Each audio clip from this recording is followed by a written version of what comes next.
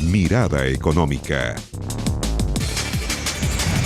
Hola, hola, ¿cómo les va? Mirada Económica en el aire, una conversación económica que está más arriba y primer lugar en el tapete con el tema de las pensiones, con el crecimiento económico, un año que está relativamente lento, don Nicolás Vial, con un invitado de lujo. Así es, Andrés, vamos a comenzar de inmediato con Sergio Urzúa, investigador de CLAPE SUCE, académico de la Universidad de Maryland, que nos acompaña aquí en el estudio. Sergio, un placer tenerte aquí en Mirada Muchas gracias por la invitación. Bienvenido. Sergio, entremos primero que todo con la discusión del tema de pensiones. Sabemos que si entramos un poco a discutir cada medida, esta cosa va cambiando día a día, semana a semana, pero en el fondo si uno entra más al fondo de la discusión, estamos discutiendo hoy día el quién administra. Sí. El quién administra, si es la AFP, si es un ente público. El problema es quién administra hoy día en la problemática de las pensiones. Sí, mira, a ver, respecto de la discusión, yo creo que habría que distinguir tres cosas. Lo bueno de lo que se ha planteado es que obviamente el ahorro aumenta. Eso es un elemento fundamental. El álgebra acá es imposible de evitar. Si no se ahorra más, las pensiones no van a aumentar. Eso es lo bueno. Lo malo es que creo que no estamos atacando los problemas de fondo.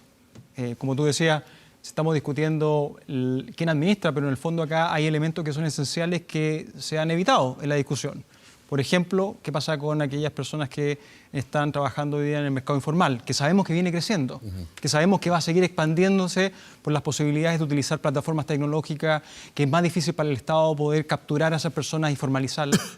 Y lo feo, yo creo que es cómo se lleva el debate. Me parece que tanto desde el punto de vista de la estrategia de negociación de la administración, ¿cierto? Que muestra grados de ingenuidad que son bastante evidentes en cuanto a cómo entrar a discutir con ellos. ¿Por qué ingenuidad en ese sentido? En el sentido de que yo creo que hoy día tenemos una administración que está ansiosa de sacar, a llevar a finalizar esta discusión y que por lo tanto la ansiedad a veces que no es buen amigo del pragmatismo y el análisis técnico. Yo creo que algunos elementos son necesarios de considerar que hoy día no están en la palestra, los dos que yo mencionaba en un comienzo, y te doy otro ejemplo, por ejemplo, la discusión en materia de edad de jubilación. O sea, en todo el mundo nosotros nos estamos moviendo a modelos en los cuales la edad de jubilación se extiende.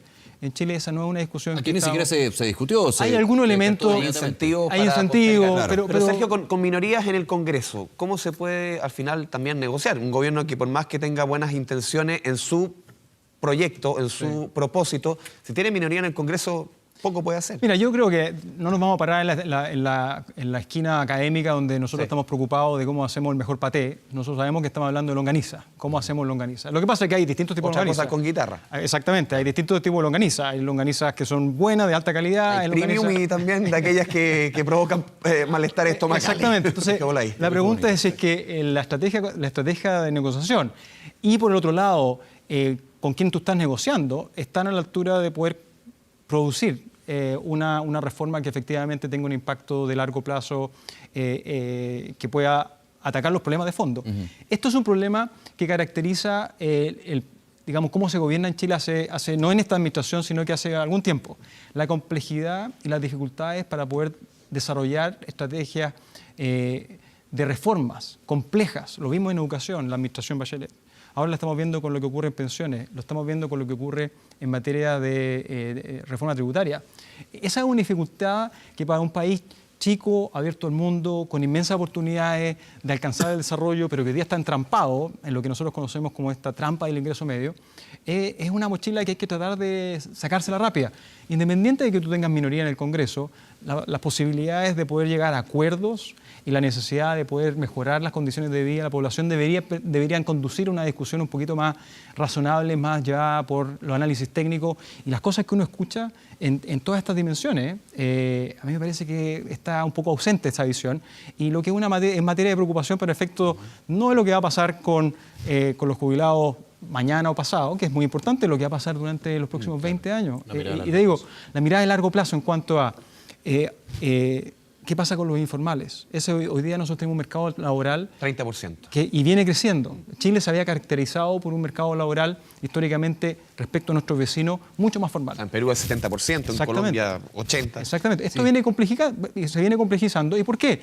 Bueno, porque hoy día tú tienes plataformas tecnológicas que te ofrecen posibilidades de trabajo que no están amarradas necesariamente a una cotización, y eso se va a multiplicar. En ese punto yo recuerdo algunas de las conclusiones y el diagnóstico, más que las conclusiones de la Comisión Asesora Presidencial del gobierno de Michelle Bachelet, la llamada Comisión Bravo. Justamente se hizo un análisis del mercado laboral, en qué situación estaba, cuáles eran los desafíos, cuáles eran los problemas.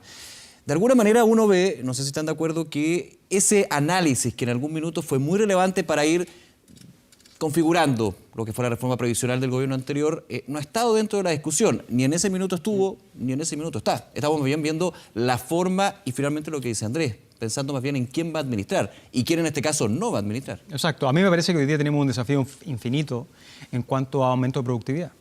O sea, creo que el gran desafío de desarrollo de Chile hoy día, para que nosotros podamos alcanzar el desarrollo de los próximos 15 años, ¿cierto?, pasa por tratar de mejorar la productividad de nuestros trabajadores. Esa era parte de la discusión que tuvimos en la Comisión Presidencial Bravo.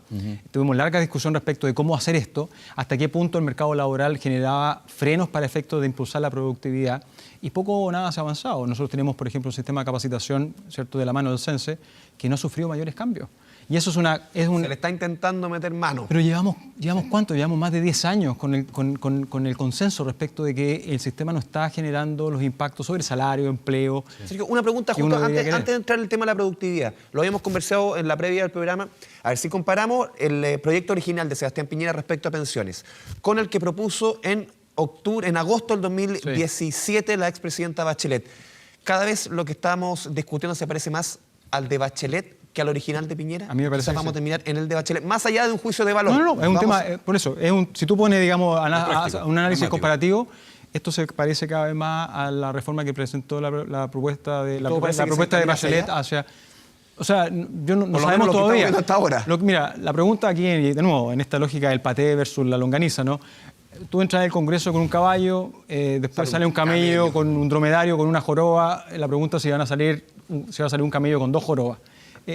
Eso es una noticia en desarrollo, no lo sabemos todavía. ¿Aquí se está desatendiendo lo que es el aspecto técnico?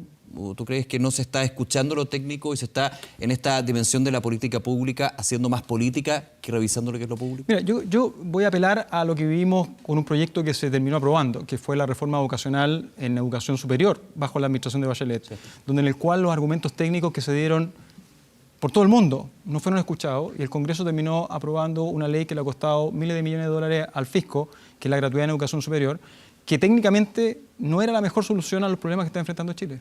Y creo que ese es un buen ejemplo de lo que ha pasado de ahí en adelante. Pero no era bueno la gratuidad, que más estudiantes pudieran, que más adolescentes pudieran entrar a la universidad. No, pero hay formas mucho más razonables desde el punto de vista económico, técnico, de poder tener el mismo resultado, ¿cierto?, sin tener necesariamente que entrar en las dificultades prácticas que ha significado la gratuidad. Hoy día hay universidades en Chile que tienen una situación financiera muy complicada.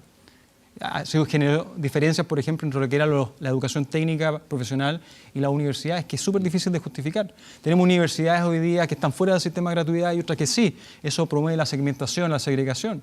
Tenemos problemas con los aranceles. ¿Cómo se van a fijar los aranceles? Va a haber un comité de expertos que va a tener que fijar un determinado número de aranceles. Yo no conozco ninguna forma mejor que la del sistema de mercado para poder determinar precios. Y ahora vamos a tener gente, técnicos, haciendo ingeniería económica, definiendo cuál va a ser el valor de una determinada carrera. ¿Y tú crees que esto también podría pasar con la reforma previsional? Yo creo que hay elementos de esto en lo que nosotros vivimos en la ley de inclusión, vivimos esto en lo que tenemos en la reforma tributaria, y hay elementos de esto, de lo que yo menciono, en lo que es la reforma de pensiones. Yo escucho cuando ustedes hacen consulta a los parlamentarios respecto de temas técnicos, no encuentro una respuesta que por lo menos desde el punto de vista académico, técnico, a mí me pueda dejar tranquilo. No la veo, no la encuentro, y creo que son signos de lo que yo mencioné antes. Chile hoy día tiene un problema profundo en materia de construir mejor institucionalidad económica y social. Esto es una dificultad que todos los países de ingreso medio sufren. La pregunta es, ¿tú te entrabas en esa discusión o puedes dar el salto al desarrollo? Y ese salto pasa por tener una discusión pragmática, técnica, mirando el largo plazo, dejando la ideología un poquito de lado, y eso a veces uno no encuentra en esta discusión, en todas estas materias. Dentro de esta discusión de pensiones, tú mencionaste un par de veces, Sergio, el tema del mercado del trabajo. Porque obviamente si no entramos a picar en el mercado del trabajo, nuestro sistema de pensiones es un reflejo de nuestro mercado laboral. Tú has hecho hartos estudios respecto al tema de la productividad. La productividad que el último año 2018 que marcó mejores números respecto a un rezago que veníamos trayendo de años que era siempre negativo. ¿Cuánto puede mejorar la productividad en este mercado laboral y cuánto puede mejorar este escenario, por ejemplo, de pensiones? Sí. ¿Cuánto puede ayudar? A ver, déjame hacerte la álgebra de del problema que enfrentamos en pensiones, que es relevante para el efecto de poder elaborar una respuesta. Nosotros tenemos gente que en general trabaja de una vida de trabajo de 40 años, de las cuales hay un grupo importante de esta población que cotiza por 10, ¿ok? ¿Cierto? Para pagar unas pensiones de 30 años, ¿cierto? Vas a los 65, vas a vivir, digamos, 85, 90 años. Y de esos 10 años que tú trabajas, que cotizas, ahorras el 10%, por lo tanto en la práctica terminas ahorrando un año. Un año para pagar 30, no da. O sea, podemos hacer el álgebra que nosotros queramos, pero si no mejoramos las condiciones de empleo y la posibilidad de que la gente contribuya efectivamente a estos sistemas de ahorro, esto no se va a dar. Ahí tendría que entrar el Estado. O los impuestos, finalmente. O generar mayores facilidades para que las personas trabajen formalmente. Si tú miras, por ejemplo, lo que pasó con el Estatuto de Joven, ¿cierto? Esta reforma que se implementó, lo que se discutió en el Congreso hace poco en cuanto a tener facilidad Flexibilidad. al mercado laboral, a los jóvenes que tienen que estudiar y trabajar, es complicado. El resultado, al final del día, es una chaqueta de fuerza que al final que es difícil poder imaginar que un empleador vaya a mirar este estatuto laboral joven con muy buenos ojos.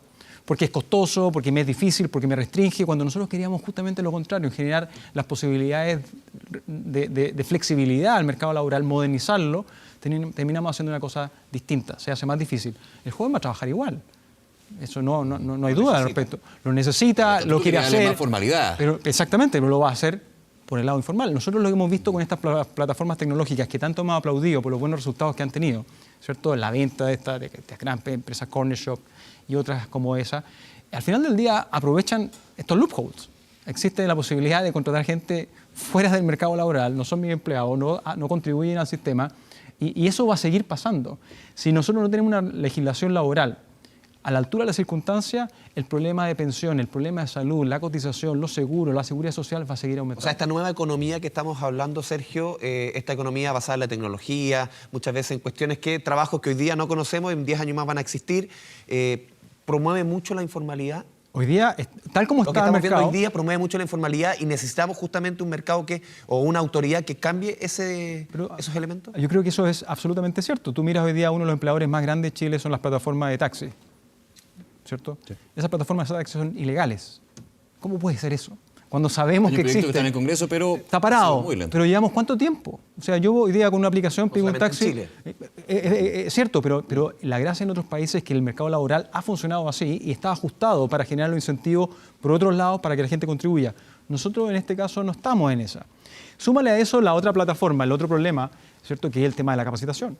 Hoy día tenemos un déficit de habilidades que está significando que hay un porcentaje importante de adultos, ¿cierto? Trabajadores que pueden ser reemplazados por máquinas, la automatización. CLAPE sucede, tiene un estudio en el cual muestra, por ejemplo, que el riesgo capacitacional de automatización alto alcanza incluso a 2 trabajadores de cada 10. ¿Qué va a pasar con esa gente? ¿Cómo se van a reinventar? ¿Cómo van a poder utilizar sus habilidades, su capacidad para poder...? Porque se van a generar otros espacios de empleo. No hay ninguna duda. Eso debo prepararme. Exactamente. Aquí van a haber perdedores y ganadores. Esto ha pasado en cada una de estas transformaciones, de esta revolución industrial. Exactamente. Sí. Lo que ha mostrado la evidencia en las anteriores es que siempre son más los ganadores que los perdedores. Yo soy optimista, creo que este va a ser el resultado en este caso. Sin embargo, la transición en esta oportunidad me parece que va a ser un poco más complicada, porque la reinversión, la incorporación de estas personas que pueden haber perdido su empleo producto de la automatización, si no tienen las habilidades necesarias para poder participar y aprovechar las oportunidades que ofrece la tecnología, va a tomar más tiempo. Sergio, vamos a profundizar en un ratito más sobre ese tema, pero quiero unirlo también con lo que fue esta proyección que se dio del Ministerio de Hacienda, 3,2% para este año. Y no tanto en el número, sino más bien en la discusión que uno escucha de expertos, de economistas en general, cuando se quedan más bien en la cifra de cuánto se puede crecer a, por ejemplo, dejar, no sé si en un segundo plano, pero discutir menos la situación de la productividad, la situación del mercado laboral, el fondo, la inversión. Sí. ¿Tú ves un poquito también eso que se está dando? Nos quedamos más con si es optimista o menos optimista con respecto a cuánto se va a crecer hoy. Yo creo que hay dos niveles de discusión. Obviamente, desde el punto de vista técnico, el número importa, digamos. Si es un 3.2, un 3, un 2.8, al final importa mucho. Yo creo que si nosotros llegamos a un 3 sería un tremendo logro. Creo que el segundo semestre... Yo creo que el 3,2 es muy difícil. Creo que lo que está ocurriendo con el precio del cobre, con lo que está ocurriendo con la situación en China, creo que hace poco probable, muy difícil llegar a un 3.2. Alcanzar un 3 sería fantástico, ojalá sería lo óptimo. Creo que ese es un objetivo ambicioso, pero si se da, fantástico. En el lado de la productividad, yo creo que tenemos una falta ahí muy importante. O sea, la Comisión Nacional de Productividad, a la cual yo participo, viene empujando distintas alternativas para poder tener ganancia en productividad en distintas dimensiones. Y cuesta transformar eso en una discusión de política. O sea, es poco sexy hablar de largo plazo.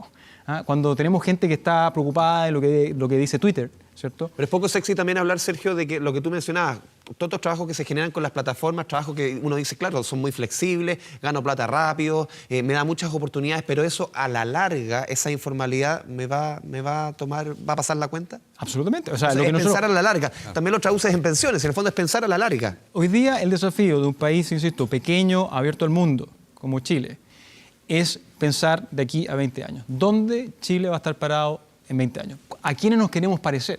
Nosotros desde los 80 en adelante, un país pobre, chico, al final del mundo, mirábamos a nuestro vecino argentino con envidia. Teníamos el driver, teníamos a quién nos queríamos parecer, con quién competíamos. Hoy día nos pasamos. En 2007 Chile superó el ingreso per cápita de Argentina y Argentina, la brecha ha empezado a aumentar. ¿Qué es lo que queremos, en qué país nos queremos transformar? ¿Cuál es nuestro modelo de desarrollo? ¿Cómo nos vamos a preocupar de la productividad en el largo plazo? ¿Vamos a estar haciendo qué innovaciones? ¿Vamos a estar copiando modelos nórdicos de países que tienen ingreso per cápita de $52.000 cuando nosotros no estamos ni cerca de eso? ¿O Chile va a desarrollar una estrategia de desarrollo a partir del capital humano, de la productividad, del desarrollo de emprendimiento? Yo creo que esa discusión hoy día debería ser probablemente poco sexy, pero debería estar en el centro de la discusión política. Y eso yo veo una ausencia importante en el Congreso, en los partidos, transversalmente, respecto de dónde vamos a estar parados de aquí a 15 años. Vamos a seguir conversando de eso también, de lo que es esta revolución industrial 4.0. Hacemos una pausa, regresamos de inmediato. Seguimos con mucho más aquí en Mirada Económica.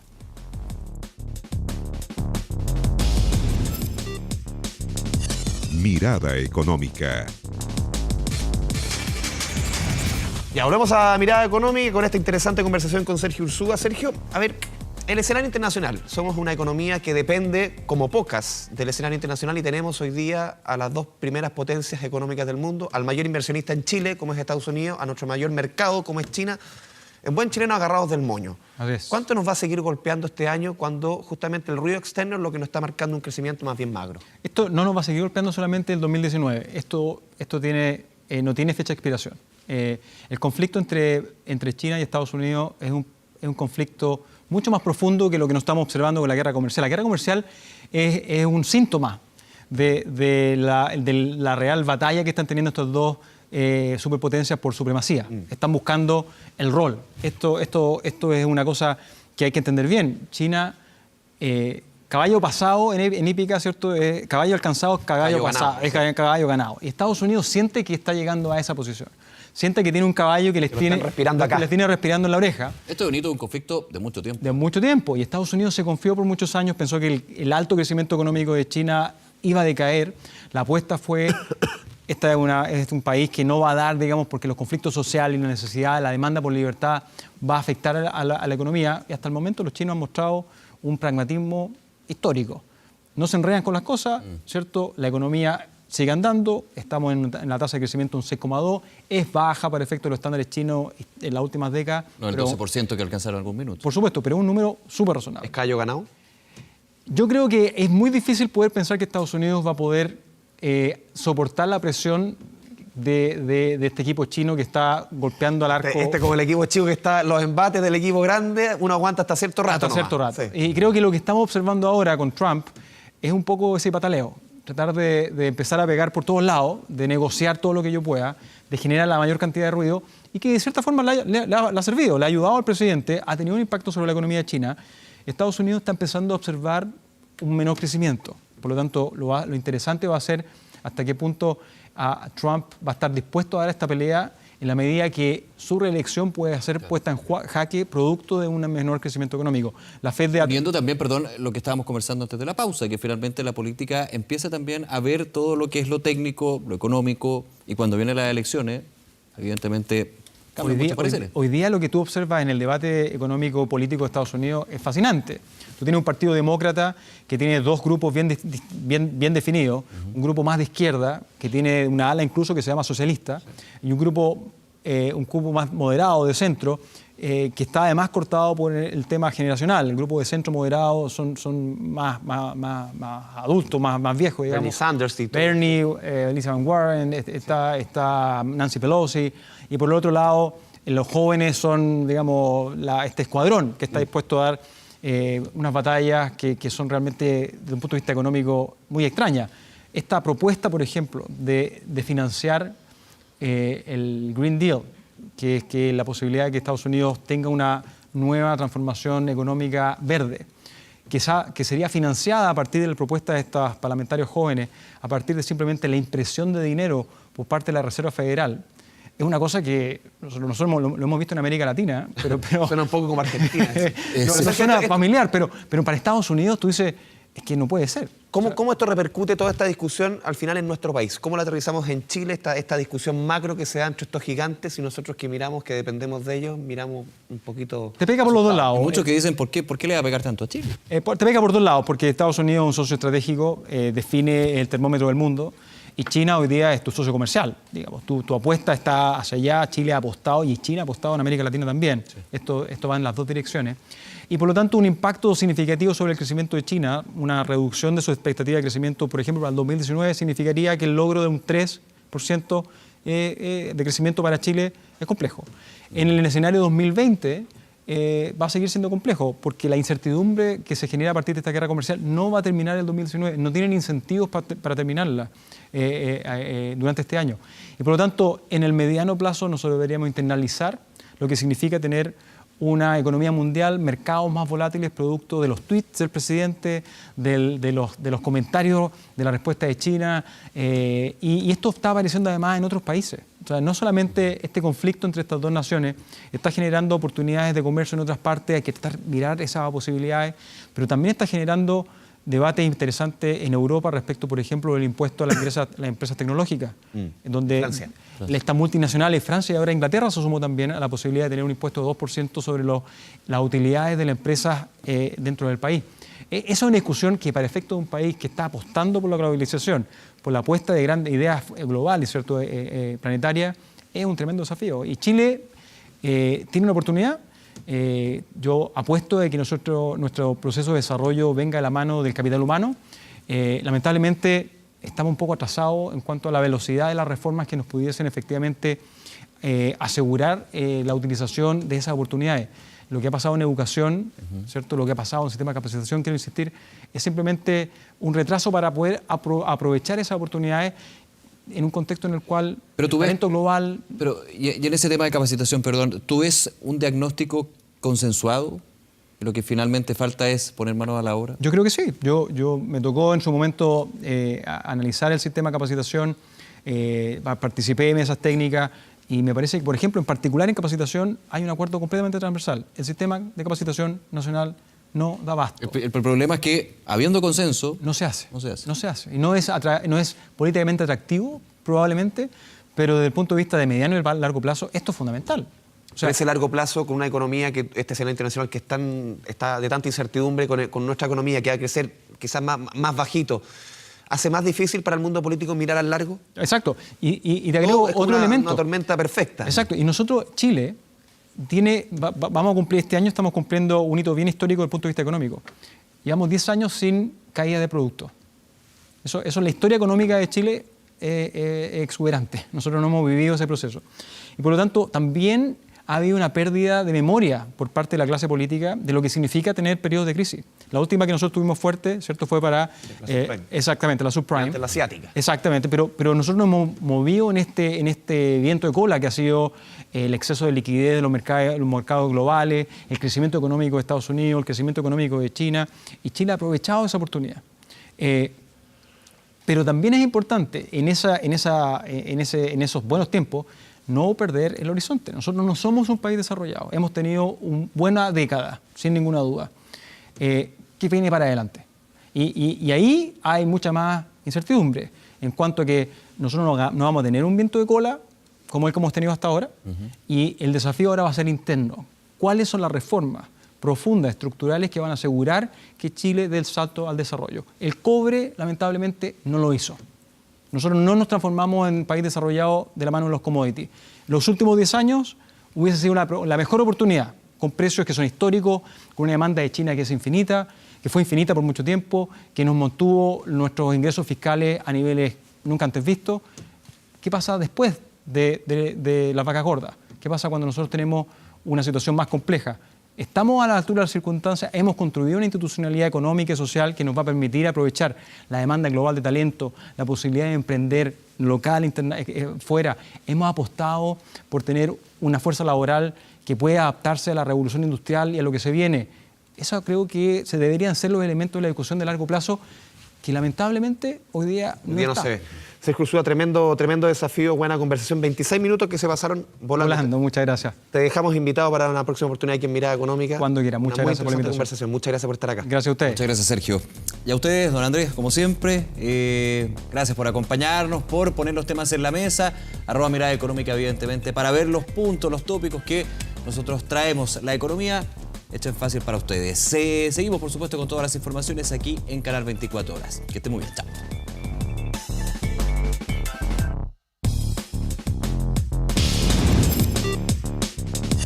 Mirada Económica.